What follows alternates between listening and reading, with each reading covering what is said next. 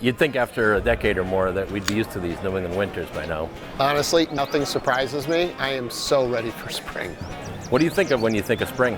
I mean, warm weather, some golf, people, and some sunshine. That sounds like heaven. Well, what if we just did that? And did what? I don't know, why don't we just plan something? So you mean like a golf tournament?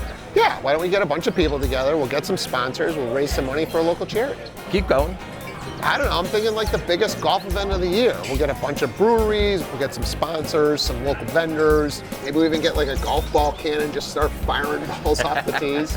We'll raise a ton of money for the Shriners and have a blast doing it. We'll need to get people to register. Yeah, and some local sponsors. Well, how do we do that?